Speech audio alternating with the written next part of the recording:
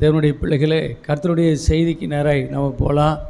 மத்தேயு 13ஆம் அதிகாரம் 3ஆம் வசனத்திலிருந்து 9ஆம் வசனம் வரையிலும் ஓமையும், அதே அதிகாரத்தில் 18லிருந்து 23 வரையிலும் அதனுடைய விளக்கமும் ஆண்டவர் இயேசு சொல்லுகிறதை நாம் பார்க்கிறோம். மார்க்கிலையும் லூக்காவிலையும் இதே இருக்குது. மத்தேயு மட்டும் நம்ம எடுத்து படிப்போம். மத்தேயுல 13ஆம் அதிகாரத்தில் 3லிருந்து 9 வரைக்கும் உள்ள வசனங்கள் படிங்க. அவர் அநேக விசேஷங்களை ஓமைகளாக அவர்களுக்கு சொன்னார். கேளுங்கள். விதைக்கிறவன் ஒருவன் விதைக்க புறப்பட்டான். அவன் விதைக்கையில் சில விதை வழியருகே விழுந்தது. பறவைகள் வந்து அதை பட்சித்து போட்டது. சில விதை அதிக மண்ணில்லாத கட்பாறை இடங்களில் விழுந்தது. மண் ஆழமாயிராததினாலே அது சீக்கிரமாய் முளைத்தது. வெயில் ஏறின போதோ தீய்ந்து போய் வேறில்லாமையால் உலர்ந்து போயிற்று. சில விதை முள்ளுள்ள இடங்களில் விழுந்தது. முள் வளர்ந்து அதை நெருக்கி போட்டது. சில விதையோ நல்ல நிலத்தில் விழுந்து சிலது 100ஆகவும் சிலது 60ஆகவும் சிலது 30ஆகவும் பலன் தந்தது. கேட்கிறதற்கு காதுள்ளவன் கேட்க கடவன் என்றார். ஆகையால் விதைக்கிறவனை பற்றிய ஓமையை கேளுங்கள். ஒருவன் ராஜ்யத்தின் வசனத்தை கேட்டும் உணராதிருக்கும் போது பொல்லாங்கன் வந்து அவன் இருதயத்தில் விதைக்கப்பட்டதை பறித்து கொள்ளுகிறான்.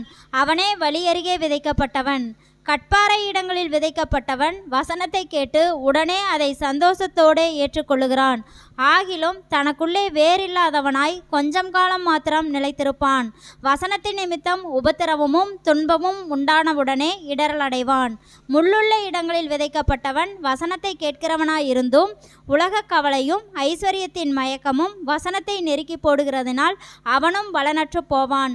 நல்ல நிலத்தில் விதைக்கப்பட்டவனோ வசனத்தை கேட்கிறவனும் உணர்கிறவனுமாயிருந்து 100ஆகவும் 60ஆகவும் 30ஆகவும் பலன் தருவான் என்றார். சரிங்க, அல்லேலூயா சொல்லுவோமா? தேவனுடைய ராஜ்யத்திலே நாம் எல்லாம் இன்றைக்கு வந்திருக்கிறோம். தேவனுடைய ராஜ்யம் எப்படிப்பட்டதாக இருக்கிறது என்று நீங்கள் கேட்டால், தேவனுடைய ராஜ்யத்தை பற்றின ஒரு சரியான விளக்கம், ஒரு உவமையை சொல்லி அதன் மூலமாய் ஒரு விளக்கத்தையும் சொல்லி இயேசு கிறிஸ்து தேவனுடைய சபைக்கு தன்னுடைய மக்களுக்கு, சீசர்களுக்கு அவர் சொல்லி கொடுக்கிறார்.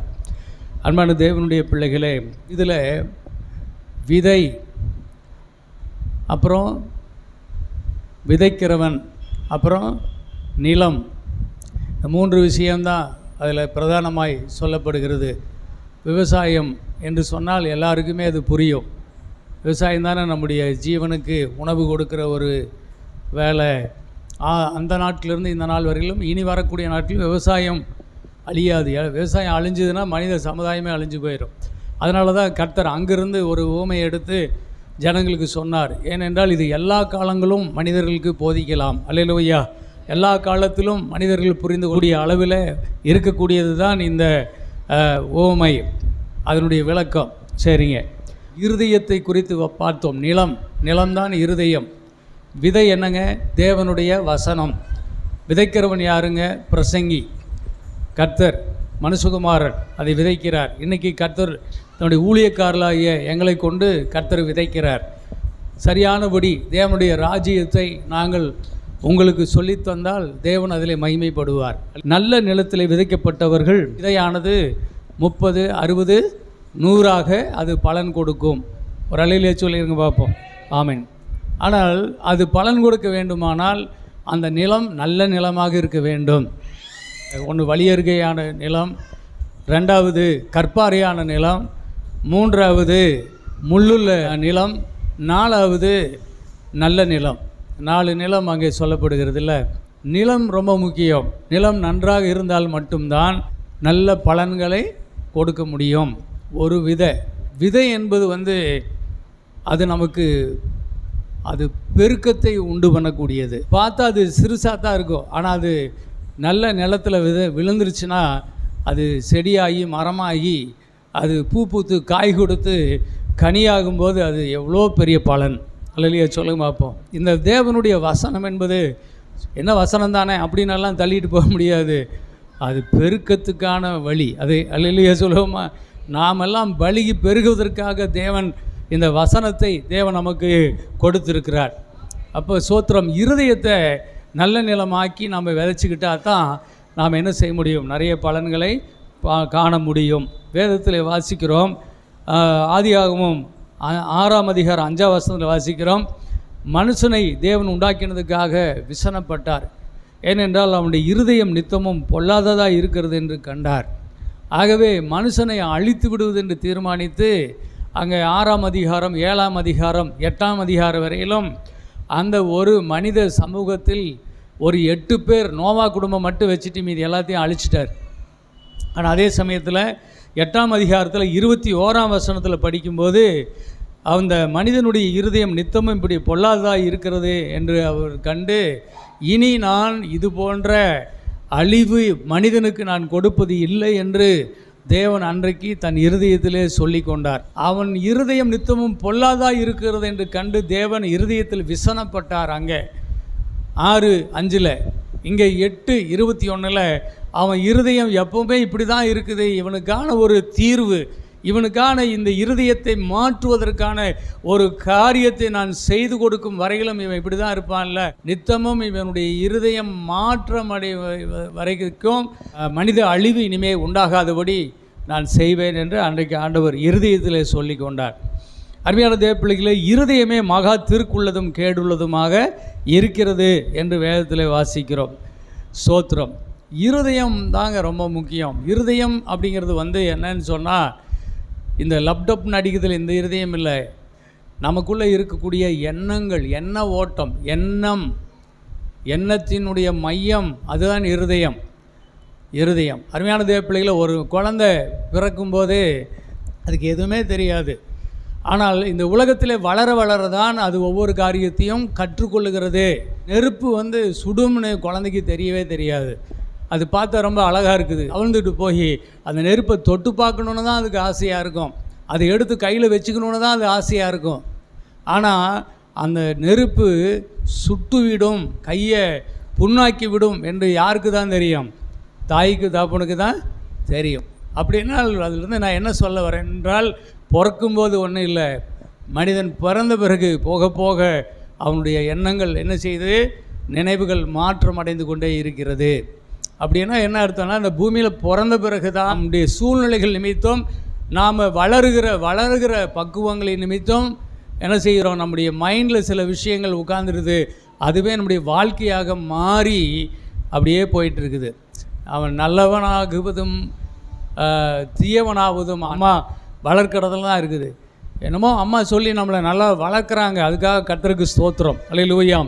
அது எல்லாத்தையும் விட தேவனுடைய வார்த்தையை கேட்டு வளர்கிற பிள்ளைகள் தான் நல்ல ஒழுக்கமுள்ள பிள்ளைகளாக மாற முடியும். அதனால தான் ஞானம், விவேகம், அறிவு, புத்தி என்பவைகளாகிய இவைகள் எல்லாம் நீங்கள் வாலிபர்களே நீங்கள் இதில் கற்றுக்கொள்ளலாம் என்று சொல்லி பிள்ளைகளை தேவன் அழைக்கிறார். நீதிமொழிகள் 1ஆம் அதிகாரம் 5, 6, 7 நாம் இப்படி வாசிக்கிறோம், கர்த்தருக்கு பயப்படுதே ஞானத்தின் ஆரம்பம். ஆகவே சோத்திரம், எண்ணம் நல்லா இருந்ததுன்னா வாழ்க்கை நல்லா இருக்கும். அப்போ எண்ணத்தை, நம்முடைய நினைவுகளை நாம் சீர்படுத்தி கொள்வதற்காகத்தான் தேவன் இந்த சபையை வைத்திருக்கிறார். அல்லையிலே சொல்லுங்கள். இந்த சபையில் வேறு ஏதாச்சும் நம்ம பேசுகிறோமா? சபையில் என்ன பேசுகிறோம்? தேவனுடைய வசனத்தை தான் பேசுகிறோம்.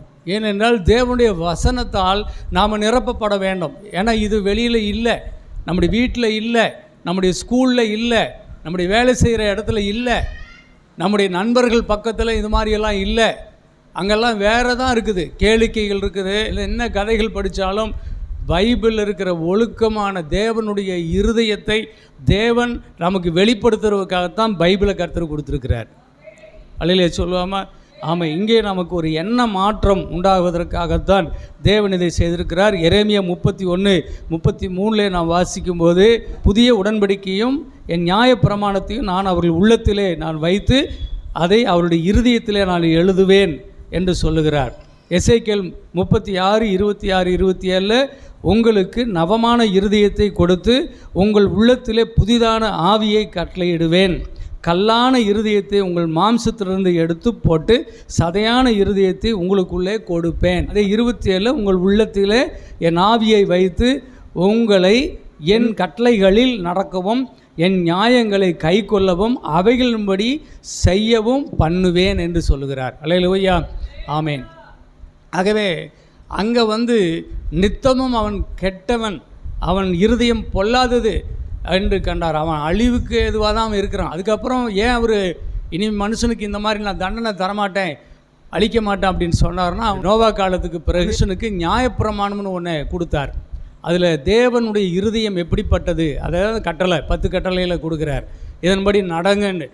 நீதி, நேர்மை, உண்மை சிறப்பட்டிருக்கிற அவருடைய பரிசுத்த மகா தேவனுடைய சிங்காசனம் எப்படி இருக்கிறது, அவருடைய உள்ளம் எப்படி இருக்கிறது என்பதை அந்த கட்டளைகள் மூலமாய் நாம் அறிந்து அதன்படி நாம் ஜீவித்து வந்தால் இந்த உலகத்தில் நாம் ஒரு பரிசுத்த ஜாதியாக இருக்க முடியும். அல்லேலூயா.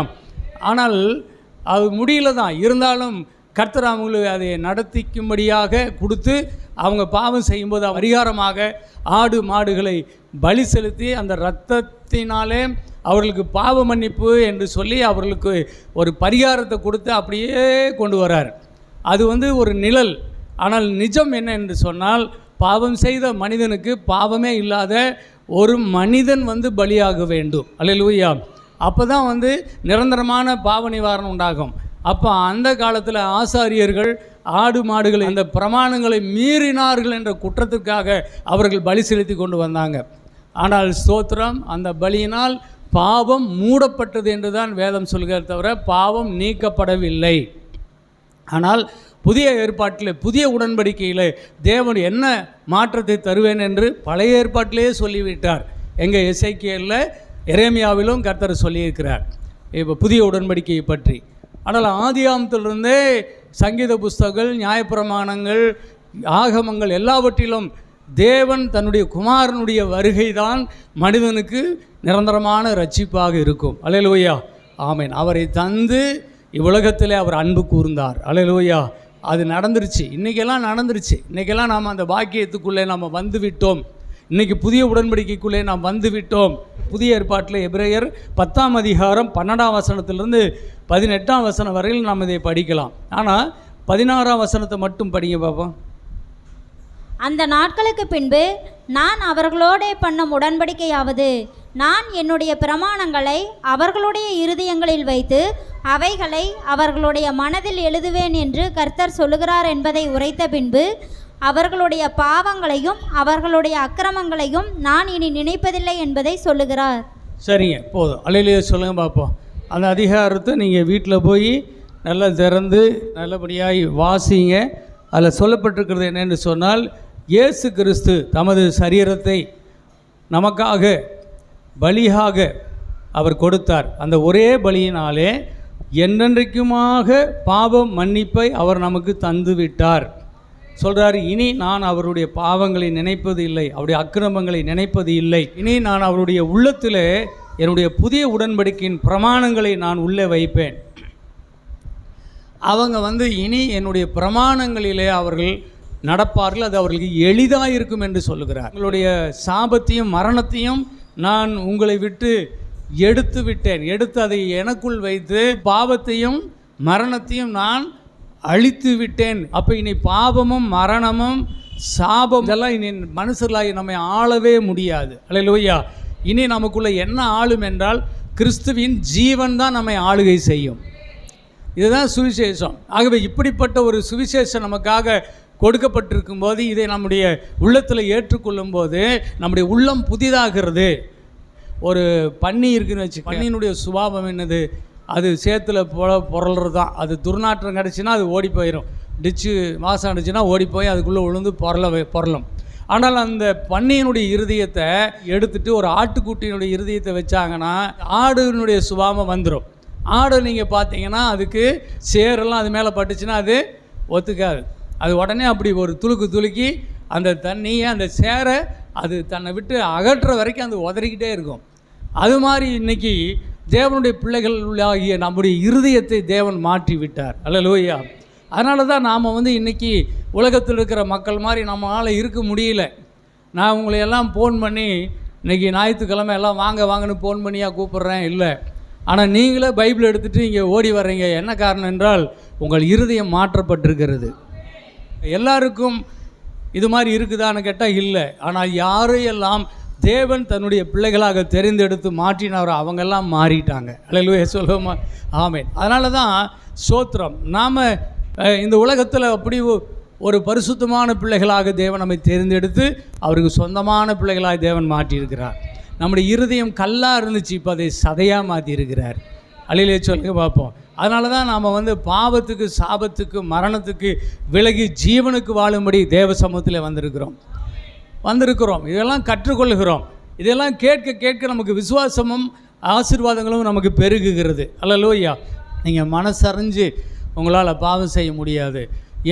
ஏற்கனவே ஒரு பாவம் கிரியை நம்முடைய மனதுக்குள்ளே நம்ம வாழ்க்கையில் இருக்கிறதுனால அதுதான் என்ன செய்து அந்த பாவத்தை தூண்டுதானா. இருதயத்தை பொறுத்தவரையிலும் அது சுத்தமாக இருக்கிறது. அது இருதயத்தில் உள்ளத்தில் தேவன் தன்னுடைய பரிசுத்த கட்டளைகளை கல்லான இருதயத்தை எடுத்து சதையான இருதயமாக்கி தேவன் மாற்றிட்டார்.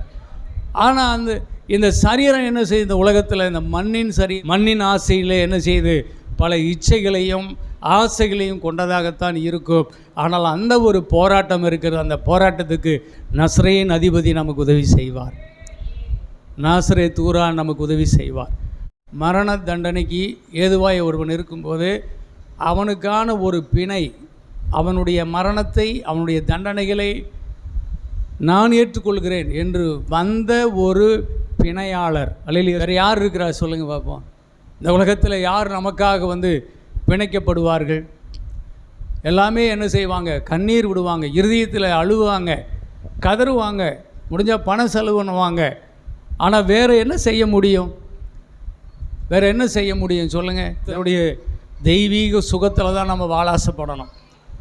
ஆமேன். அவ்வளோதான். நான் எப்போ இந்த தெய்வீக சுகத்தை பற்றின வசனங்களை எடுத்து தினம் என்ன செய்கிறோம், அதை படிச்சுட்டே இருக்கிறோம். அந்த வசனத்துக்குள்ளே ஜீவன் இருக்க அந்த விதை நமக்குள்ளே சுகத்தை கொடுக்கும். நீங்கள் விசுவாசிக்கணும். ஆண்டவரே, அவருடைய தழும்புகளால் நான் சுகமானேன், எனக்காக நீர் பிணைக்கப்பட்டீர், நோய்களின் வியாதிகளின் பலவீனங்களை நீர் சிலுவையில் ஏற்றுக்கொண்டீர், நீர் எனக்காக நீர் பாடுபட்டு மரித்தீர், என் வியாதியின் நிமித்தம் நீர் மரித்தீர். ஆகவே இந்த வியாதி என்னை கொல்ல முடியாது, இந்த வியாதியிலிருந்து நான் மீண்டு வருவேன், இந்த வியாதி பொய், நீர் எனக்கு கொடுத்திருக்கிற சுகந்தான் மெய்யி, சுகத்தை நான் விசுவாசிக்கிறேன், சுகம் என்னுடையது. நாம் விசுவாசித்து கொண்டே இருக்கணும். இதை அறிக்கை பண்ணிக்கிட்டே இருக்க நோயை கொண்டு போடலாம். அல்லையிலே சொல்லுவோமா, நோயிலிருந்து விடுபட்டு வாழ முடியும். இப்படி தான் நம்ம நமக்காக பிணைக்கப்பட்டார். கடன் பிரச்சனையாக அதிலே பிணைக்கப்பட்டார், பாவமாக அதிலே பிணைக்கப்பட்டார், சாபமாக அதிலே இயேசு பிணைக்கப்பட்டார். இந்த உலகத்தில் நீ எந்த நெருக்கடியில் ஆபத்தில் சிக்கியிருந்தாலும் இயேசு அந்த ஆபத்துக்குள்ளே அவர் போனார், அந்த பாதாள வரைக்கும் அவர் போனார். ஆகவே சோத்திரம்.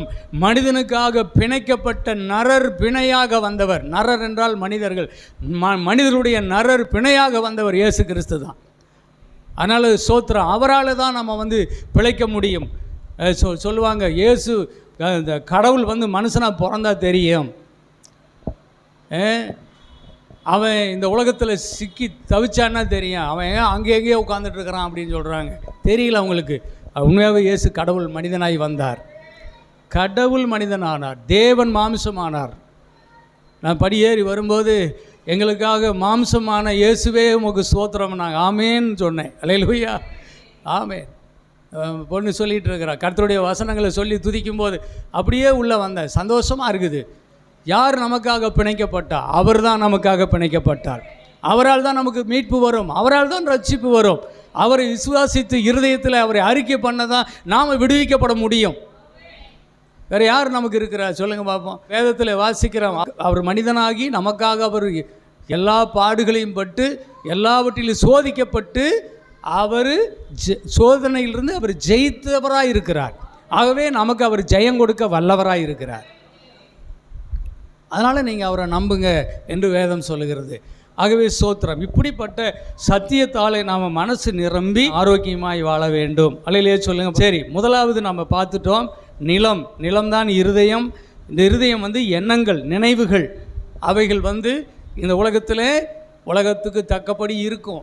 நாம் தேவனுக்கு தக்கபடி, தேவனுடைய இருதயத்துக்கு ஏற்றபடி வாழ கற்றுக்கொள்ள வேண்டும். இதுதான் முதல் விஷயம். சரி, இந்த இருதயத்தை பரிசுத்தப்படுத்துவது எது அப்படின்னு சொன்னால் வசனம் என்கின்ற விதை. யாக்கோபு 1:21-22. ஆகையால் நீங்கள் எல்லாவித அழுக்கையும் கொடிய துர்க்குணத்தையும் ஒழித்துவிட்டு உங்கள் உள்ளத்தில் நாட்டப்பட்டதாயும் உங்கள் ஆத்துமாக்களை இரட்சிக்க வல்லமையுள்ளதாயும் இருக்கிற வசனத்தை சாந்தமாய் ஏற்றுக்கொள்ளுங்கள். அல்லாமலும் நீங்கள் உங்களை வஞ்சியாதபடிக்கு திருவசனத்தை கேட்கிறவர்களாய் மாத்திரமல்ல, அதன்படி செய்கிறவர்களாயும் இருங்கள். சரிங்க, அங்கே சொல்லியிருக்கிறது கொடிய துர்குணத்தை ஒழித்துவிட்டு உங்கள் உள்ளத்தில் நாட்டப்பட்டதும் ஆத்துமாக்களை இரட்சிக்க வல்லதுமாய் இருக்கிற வசனத்தை சாந்தமாக ஏற்றுக்கொள்ளுங்கள் என்று சொல்லுகிறார். அப்போ சோத்திரம், இருதயத்தை கழுவி சுத்தம் பண்ணுவது எதுன்னா வசனம்தாங்க. மார்க்கு 7ஆம் அதிகாரத்தில் 20-23 வரைக்கும் நம்ம படித்தோம் இல்லை, மனுஷனுக்கு உள்ளது இருந்து புறப்படுகிறதே அவனை தீட்டுப்படுத்தும். எப்படி எனில் மனுஷனுடைய இருதயத்துக்குள்ளிருந்து பொல்லாத சிந்தனைகளும் விபச்சாரங்களும் வேசித்தனங்களும் கொலைபாதங்களும் களவும் பொருளாசையும் துஷ்டத்தனங்களும் கபடும் காமவிகாரமும் வன்கண்ணும் தூசணமும் பொறாமையும் மதிகேடும் புறப்பட்டு வரும். பொல்லாங்கனவைகளாய் காணப்படுகிற இவைகளெல்லாம் உள்ளத்திலிருந்து புறப்பட்டு மனிதனை தீட்டுப்படுத்தும் என்றார். அல்லேலூயா சொல்லுங்க பார்ப்போம். ஆமீன். ஆகவே தான் இந்த பொல்லாத துர்குணம் நினைந்திருக்கிற இந்த உள்ளத்தை கர்த்தருடைய வசனம்தான் சுத்தம் பண்ணுது. இந்த கொடிய துர்குணத்தை ஒழித்துவிட்டு உள்ளத்தில் நாட்டப்பட்டதும் ஆத்துமாக்களை இரட்சிக்க வல்லதுமாய் இருக்கின்ற திருவசனத்தை சாந்தமாய் நீங்கள் ஏற்றுக்கொள்ளுங்கள். அல்லேலூயா. வசனத்தை நம்ம சாந்தமாக நம்ம ஏற்றுக்கொள்ள இந்த துர்குணம் பொல்லாப்பு எல்லாம் நம்மை விட்டு விலகி கொண்டே இருக்கும்.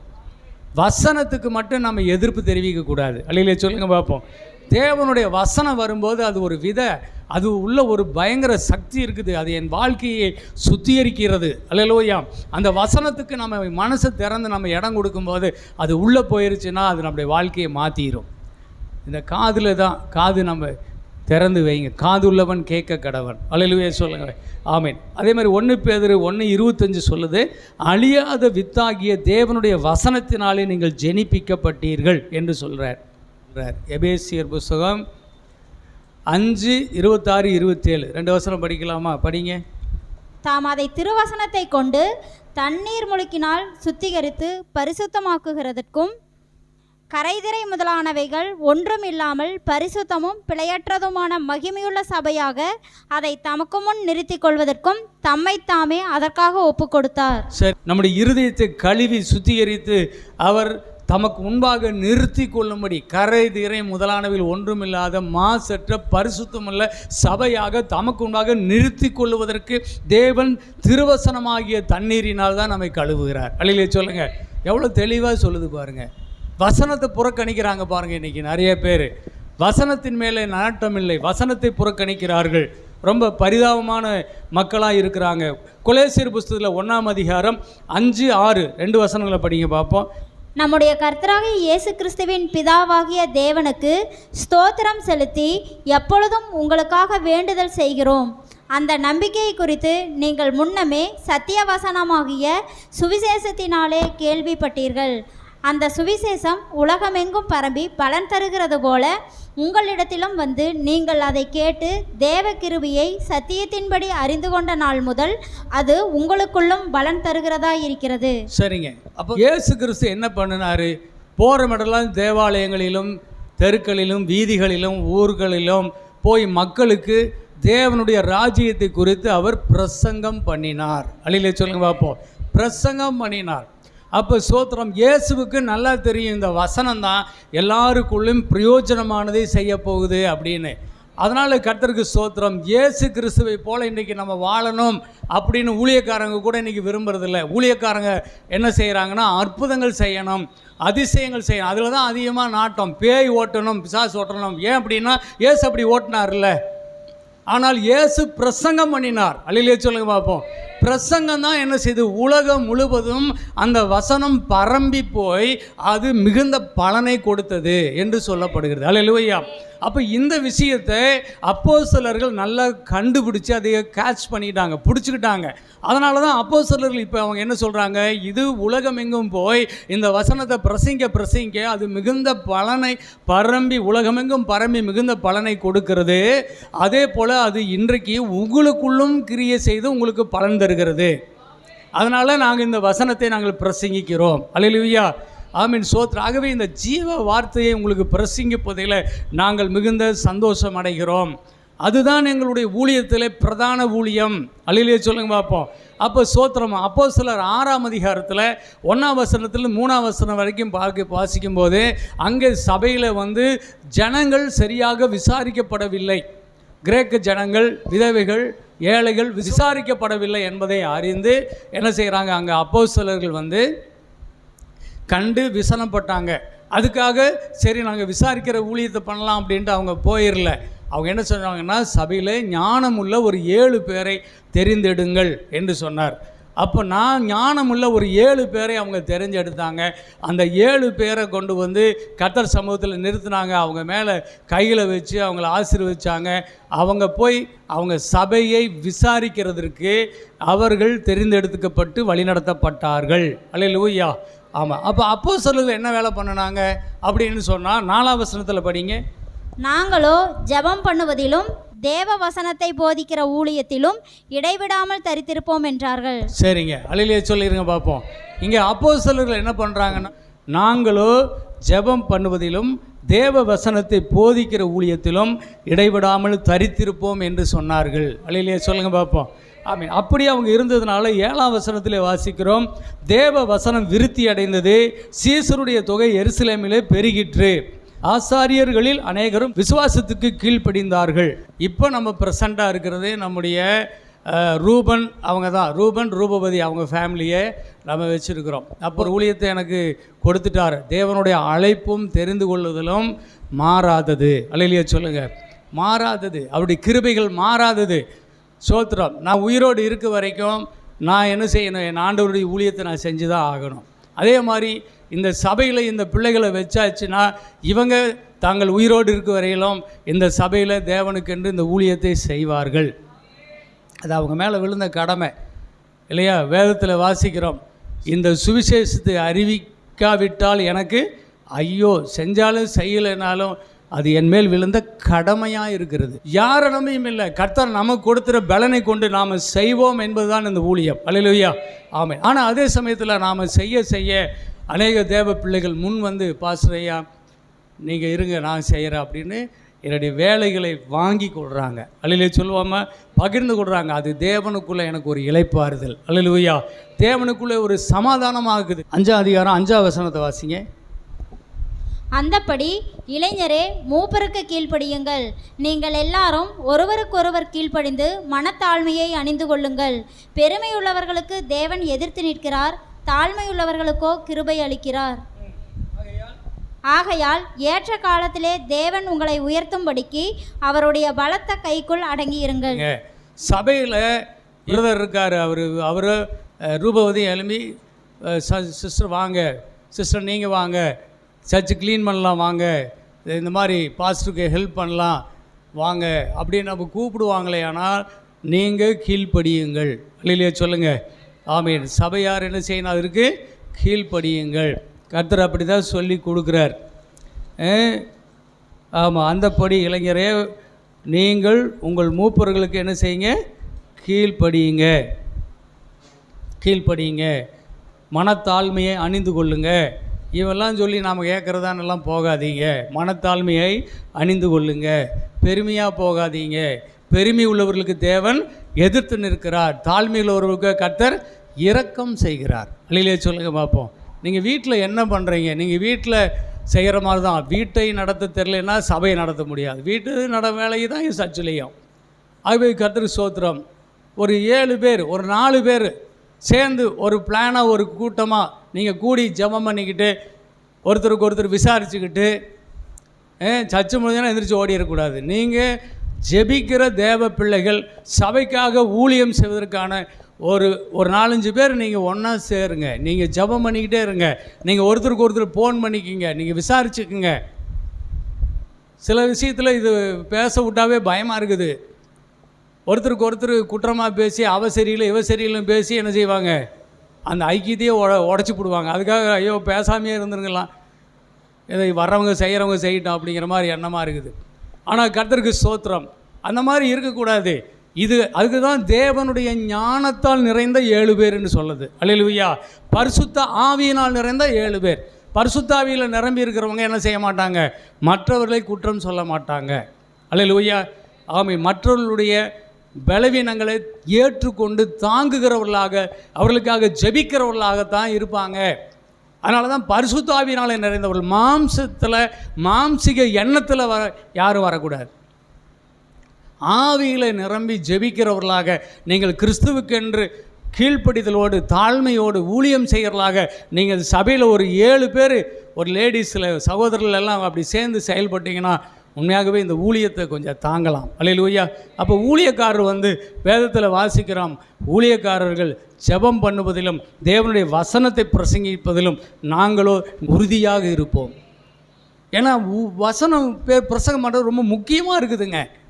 இந்த ஊழியத்தில் ரொம்ப முக்கியமாக இருக்குது. அதனால தான் கர்த்தருக்கு ஸ்தோத்திரம், இந்த மாதிரியான ஊழியத்தை நாம் செய்ய வேண்டும். அல்லேலூயா சொல்லிடுங்க பார்ப்போம். ஆமீன், ஸ்தோத்திரம். ஆகவே இருதயத்தை நம்ம பார்த்தோம். இருதயம் நிலம்தான் எண்ணங்களின் மையம். இந்த உலகத்தில் வேறு ஒன்றுமே இல்லைங்க. எண்ணம் தாங்க எல்லாத்துக்கும் காரணம். எண்ணம் தான். நல்ல எண்ணம், நல்ல ஊற்று நல்ல தண்ணி தான் கொடுக்கும். அதில் கசப்பு வராது. கசப்பு வந்துச்சுன்னா அது நல்ல தண்ணியே கிடையாது, நல்ல ஊற்றே கிடையாது. நல்ல மரம் நல்ல கனியை தான் கொடுக்கும். அதனால் தேவனுடைய பிள்ளைகளை ஒரு விஷயத்தை நல்லா புரிஞ்சுக்குங்க. உங்கள் எண்ணங்கள் மாறுச்சுன்னா, உங்கள் எண்ணங்களில் தவறான எண்ணங்கள் உண்டாச்சுன்னா, கிறிஸ்துவுக்கு எதிரடையான எண்ணங்கள் வந்துச்சுன்னா, நீங்கள் தயவுசெய்து புரிஞ்சுக்கிட்டு உங்கள் எண்ணத்தை மாற்றிக்கொள்ளுங்கள். அல்லேலூயா. எப்போவுமே நம்ம செக் பண்ணிக்கிட்டே இருக்கணும். ஸ்தோத்திரம். ஒரு தப்பான எண்ணம் ஓடுதுன்னா திருந்திடணும். இது கிறிஸ்துவுக்கு ஏற்றது இல்லையே, திருந்திக்கணும். இந்த உலகத்தையே நீங்கள் ஆளலாம், எண்ணத்தை மட்டும் கரெக்டாக வச்சிங்கன்னா தான். அல்லேலூயா சொல்லுங்க பார்ப்போம். எண்ணம் மட்டும் கரெக்டாக இருந்தால் இந்த உலகத்தையே நீங்கள் ஜெயிக்கலாம். அதனால் எண்ணம் தான் முக்கியம். தயவுசெய்து புரிஞ்சுக்க. இந்த உலகத்தில் ஒன்றுமே இல்லை. இந்த மாம்சத்தில் எலும்பு சதை கொண்ட இந்த உருவத்தை நீங்கள் பார்க்குறீங்க, அதே மாதிரி தான் உங்களுக்குள்ளே இருக்குது. இதெல்லாம் மண்ணில் போச்சுன்னா அப்படியே மக்கி போயிடும், சாம்பலாக போயிடும். நெருப்பில் போட்டால் சாம்பல், மண்ணில் போட்டால் தூளும் சாம்பல், ஒன்றுமே கிடையாது. அப்போ இதில் என்ன தான் இருக்குதுன்னு சொன்னால், எண்ணத்தை கொண்ட ஒரு ஆன்மா இருக்கிறது. அல்லேலூயா சொல்லுங்க பார்ப்போம். ஆமீன். அது நல்ல எண்ணமாய் அது வளர்ந்து விடுமானால் அது நல்ல காரியங்கள் இந்த பூமிக்கு அது உரமாக இருக்கும். நீங்கள் பூமிக்கு உப்பு, நீங்கள் இந்த பூமிக்கு வெளிச்சம் என்று கர்த்தர் சொன்னார். உலகத்துக்கு வெளிச்சமாக இருக்கிறீர்கள். எதில் இருக்குது? எண்ணத்தில் தான் இருக்குது. அதனால் எண்ண மாற்றம் தவிர வேறு எதுவுமே கிடையாதுங்க. உங்கள் வாழ்க்கை நல்லா இருக்கணும்னு கேட்டிங்கன்னா நல்ல எண்ணங்களால் நிரப்புங்க. அது வசனத்தினால் நிரப்பி வாழுங்க. வசனம் தான் விதை, அதுதான் அது நமக்கு கொடுக்குது. ஸ்தோத்திரம். விதைக்கிறவன் மனுஷகுமாரன். இன்றைக்கி கர்த்தருடைய ஊழியக்காரன், இன்றைக்கி சபை கர்த்தருடைய வசனத்தை விதைக்கிறது. அல்லேலூயா சொல்லுங்க. ஆமீன். ஒரு காலத்தில் வசனத்துக்கெல்லாம் மதிப்பே கிடையாதுங்க. வசனத்துக்கே மதிப்பு இல்லை. அந்த வசனம் அங்கே அந்த சர்ச்சுக்கு போனால் தீர்க்கதரிசனம் சொல்லுவாங்க, அந்த சர்ச்சுக்கு போனால் பேய் ஓட்டுவாங்க, அந்த சர்ச்சுக்கு போனால் அற்புதங்கள் நடக்கும், அதிசயம் நடக்கும், ஹீலிங் ப்ளேயர் நடக்கும். அமாவாசை ஜெபம் எதுக்கையா வைக்கிறேன்னா, அமாவாசை தான் பேய்களுடைய ராஜ்யம் உள்ள நேரம். அந்த நேரத்தில் தான் பேயை ஓட்டுறது. அப்படி அதுக்காக அமாவாசை ஜெபம், உபவாச ஜெபம், மன்றாட்டு ஜெபம், கண்ணீரின் ஜெபம், முழங்கால் ஜெபம். வசனத்தின் போதனை கொடுக்கப்படுகிற சபை தான் உண்மையாகவே பெரிய சபையாக மாறும். அல்லேலூயா சொல்லுங்க பார்ப்போம். நான் வசனத்துக்கு முக்கியத்துவம் கொடுக்குறவனாய் மாறிட்டேன்.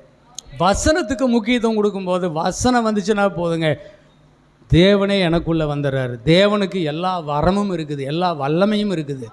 அந்த வசனத்துக்குள்ளேயே எல்லா சக்தியும் நிறைஞ்சிருக்குது. அந்த வசனம் தான் என்னை பலப்படுத்துது.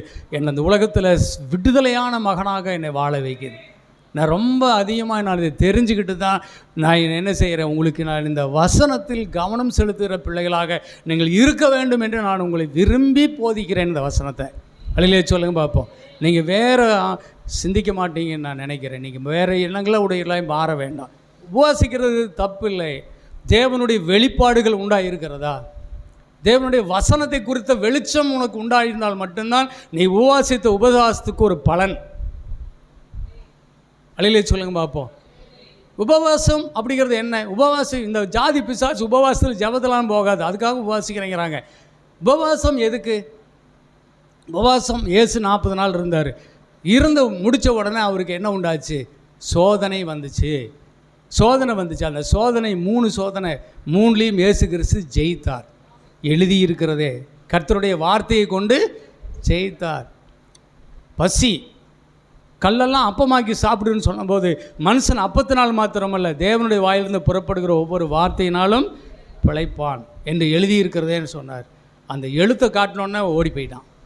மறுபடியும் வரான். மறுபடியும் என்ன செய்கிறான்? அந்த உப்புரியிலிருந்து கீழே வெட்டி குதி, தேவதூரில் வந்து உன்னை தாங்குவாங்கன்னு எழுதியிருக்கிறத எழுத்தா சொல்கிற, நானும் ஒரு எழுத்தை போடுறேன் அப்படின்னு அவனும் ஒரு பிசாசு, அவனும் ஒரு வார்த்தையை கொண்டு, கர்த்தருடைய வார்த்தையை கொண்டு சொல்கிறான். அப்போ சோத்திரம். இப்படி கூட பிசாசு வருவானா? வர்றான் பாருங்களேன். இயேசுக்கு அப்படி ஒரு சோதனை. அப்போ இயேசு என்ன சொன்னார்?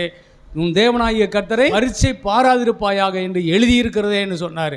அப்புறம் ஓடி போயிட்டான். அப்புறம் பூமியினுடைய சகல ராஜ்யங்களை, மேன்மை, மகிமையெல்லாம் ஒரு கணத்தில் இயேசுவுக்கு காட்டி, என்னை சாஷ்டாங்கமாக விழுந்து பணிஞ்சுக்கிட்டீன்னு வச்சுக்கோ, இத்தனையும் நான் உனக்கு தந்துடுறேன். இத்தனையும் ஆதாமை ஏமாற்றி நான் பிடிக்கிட்டேன். இப்போ வந்து என்ன செய்கிறேன்? நீ மனுஷன் தானே, வந்துட்டீங்கள, உனக்கு ஒரு ஆசை தானே இருக்குது இல்லை, நீ எதுக்கு கஷ்டப்படணும், பாடுபடணும்? என்னையெல்லாம் உனக்கு என்னால் இந்த உலகத்தில் ஜெயிக்க முடியாது, கொன்று விடுவேன். அவனுடைய ஆயுதமே என்னங்க? மரணம். மரணம் என்கிறதுக்கு, மரணத்துக்கு பயப்படாதவன் யார் இருக்கிறா? அதான் மிகப்பெரிய ஆயுதம் பிசாசுக்கிட்ட இருக்கிறது. கொன்று விடுவேன். பேசாமல் சாஸ்திராங்கமாக உளுந்து என்னை கும்பிட்டுட்டு எந்திரிச்சிக்க, எல்லாத்தையும் உனக்கே நான் கொடுத்துட்றேன், என்னுடைய அசிஸ்டண்ட்டாக இருந்துக்க.